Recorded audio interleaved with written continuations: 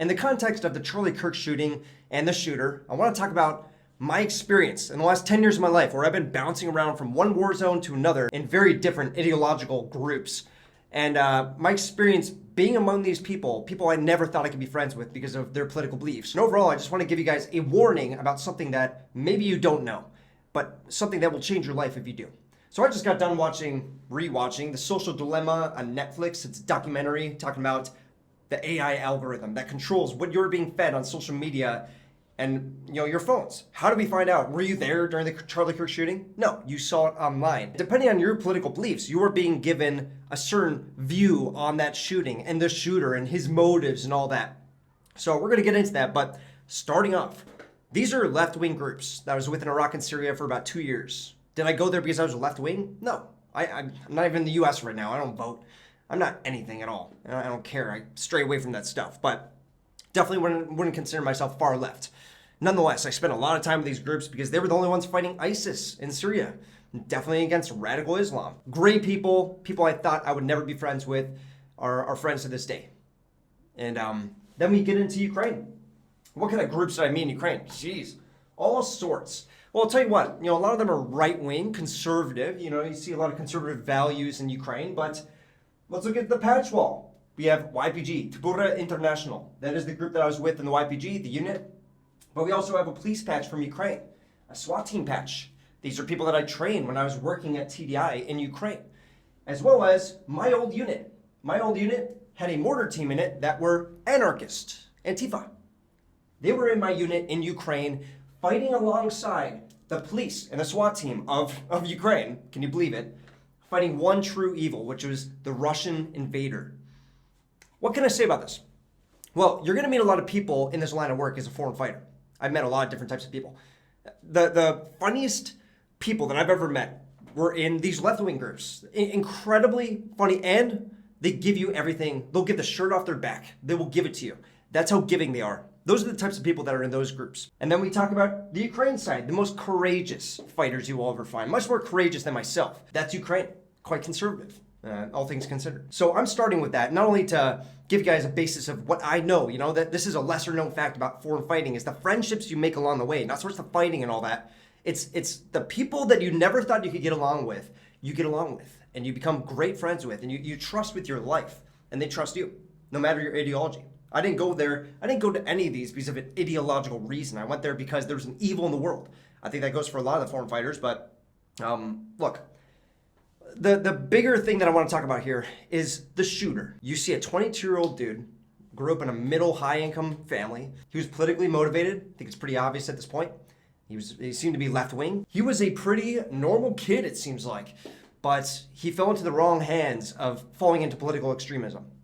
And I want to say, as myself, as a foreign fighter, I found in my hardest moments in life, the extreme groups, the groups that were militant, they were the ones who welcome you with open arms. And I think that is one of the big reasons that shooter did what he did. Why did he fall into this very, I think we can all agree, extreme view on politics?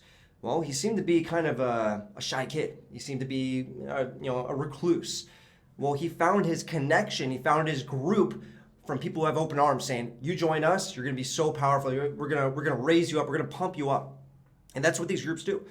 For right and wrong. And I think that's what the shooter found in those communities was they'll bring him in, unlike a lot of other people. And that brings me into my the second thing that I want to say, a little warning to all of us. We are divided. I don't know if you guys know how social media works, how data collection works. I know very much because of OPSEC, because of communication warfare in Ukraine, in Syria and Iraq. They track our GPS, Facebook, Snapchat, Instagram. They track it. Many different apps, every app. They try and collect as much information as possible. They know how long you're looking at a thumbnail, how long it takes for you to scroll on Instagram. They know what gender you are from it. Uber is gonna know that on this day, at this time, you're probably gonna go and ride to go and see your parents, and they know what time you're gonna go to church. They know all these different things about you. They know absolutely everything because they follow your data. But how do they make more money? Click it on this video. You made me money. How? Ads, right? Ads. And they're not going to recommend my video to you unless you are interested in the topic. So if I have a view that you guys might agree with, well, they're going to recommend it to you because then they're going to click on the video, they're going to get an ad, get some money from it. So I could have said some very divisive stuff, which you guys are already seeing on social media. I could have said it right here. I could have said it right now. And you guys would have been recommending it, and you would have watched it, and maybe you guys would have taken it seriously because I'm Sibdiv, and I have integrity. You guys know who I am. I'm not somebody who talks about this sort of topic all the time, especially just sitting down here, no music, no videos. That's not normal for me. But you guys would have consumed something that could have been very bad. And we can see this problem everywhere. Obviously, Charlie Kirk shooting, we see complete divisiveness. We see friends, people are losing their jobs, friends are being lost. But what about elsewhere in the world? Do you think that social media had an impact with Ukraine? Ukraine stopped getting funded because a certain political power got into control that did not like Ukraine anymore. They were spreading disinformation or information, who even knows at this point, and just to enough people that democracy worked, and now Ukraine has no funding. It was like 90% of people at the beginning of the war knew that Russia's in the wrong. They invaded a sovereign country, but Russia knew. I think a big reason that Russia invaded at that point, even though there's failures involved and all that, I think a big reason was that they knew that they had social media. They had the Russian bots. They've been using them in our politics, against our people, against me, against you for years. Not only them, TikTok. Okay, who owns that? We all know the whole story behind that, but do we really understand how much they're impacting us? Do we understand that they're trying to divide us, and it's working very well? There's no center anymore. If you're center in the US, it's a big deal. It's like, what? How? And nobody even believes that you're center. If you believe like one tiny thing, oh, you're far right because that's what my left-wing person is saying, and vice versa. That's how it goes. Think about the Syria and Iraq. I've seen this. Yabasha, Yekanian Berhodana Shengala. That's the group I was with. Yekanian Jinin Shingala, the woman fighters that I was with. These people are amazing people. They're great. They're working to make democracy a part of Iraq, a part of the Shengal Mountains. But I've seen it to this day that nobody even cares anymore. They're not being recommended it on YouTube. There's so much more going on in the world, right? Well, these people are still living in tunnels. They're still living in dire situations that all of us would agree with. What they're fighting for, but none of us even know. None of us even, it's Turkey, okay? The country Turkey. I'm very obviously biased against them, all right? Turkish people, cool. Turkish government, not so cool, in my opinion. Well, they banned a lot of my videos about the YPG. They put it up to the courts, and they got my content banned in Turkey, so nobody can see it. Nobody in Turkey, which is the ones that are bombing these groups, can see my content, see my perspective on things. They can only see one way, and this is happening to us as well. I mean, you realize that. What was your reaction when you first saw that video of Charlie Kirk getting shot? Well, I bet it was the same as me. We went to the comments and we saw, is this AI? Because AI is fooling us now. We have to ask. It's all over the comments of everywhere. Is AI involved? Is this true? We don't even know it's true anymore, even when it's in front of our face. Much more when it's behind the scenes, where it's a giant supercomputer under the water that is pumping us full of an algorithm on what we might want to see. And they're only going to go and recommend the stuff that we want to see and what we agree with. And it just divides us even more. Does that make sense? I hope it does. And that's all I want to say.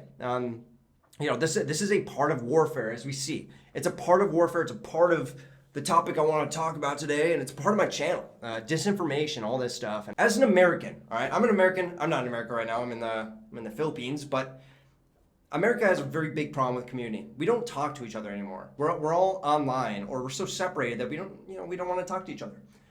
That's different. That's very bizarre in other parts of the world. I'm living in the Philippines now. Western countries, Europe and USA, I can go days without talking to people.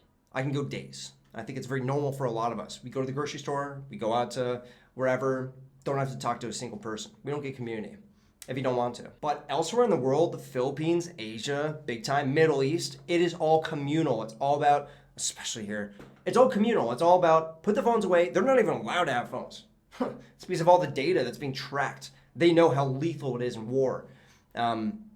Look, community is something that I find elsewhere in the world, but it's very rare in the US and Europe. And those seem to be the countries that are the most divisive right now, especially politically. And we gotta watch out for that. We gotta be very careful. And that's all I have for you guys today. It's a difficult thing. We're living in strange times. But just make sure that you understand that there are people making money based on what your opinion is. Does that make sense? And they will bring you down a rabbit hole and make you think completely different things until it turns into a mass shooting, until it turns into a killing, until it turns into votes. They are profiting off of your opinions, okay? And you got to be very careful about that. Make sure you understand what you believe in, see both sides, and don't fall down the rabbit hole. If you're very, very against a large part of society, could mean that maybe you've fallen down. You know what I mean? Something to think about. Something to think about. Nonetheless, you're not going to find my political views here. Don't look too deep into this video, but definitely wanted to go and say this. So anyway, back to the usual content. Hope you guys enjoyed. Peace.